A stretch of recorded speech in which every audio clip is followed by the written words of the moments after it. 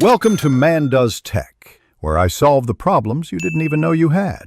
You start by making the area safe and visible. Park, ignition off, keys out. Once done, remove any plastic trim covering the rearview base so you can see the metal button mount.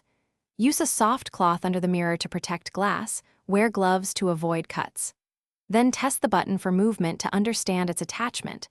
This tells you whether it's clipped, screwed, or adhesive mounted, and determines which tool to use next. You now locate fasteners and remove them methodically. Peek under small covers for Torx or hex screws and turn counterclockwise until free. If the button is clipped in, insert a thin, flat screwdriver or plastic pry tool and apply even outward pressure to release tabs. Work one tab at a time so you don't break the housing. For adhesive mounts, gently heat the area to about 40 to 50 degrees Celsius. Then slide a thin plastic card to separate the glue without damaging paint. You should lift the metal button straight off once fasteners and adhesive are freed. Keep note of orientation and any small shims or washers.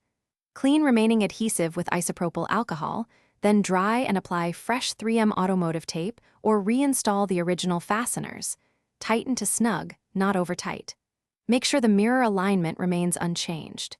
If the button is stuck, reheat the adhesive, try a different pry angle, or remove adjacent screws to relieve pressure before forcing anything. Thanks for watching. If you found this helpful, don't forget to like and subscribe.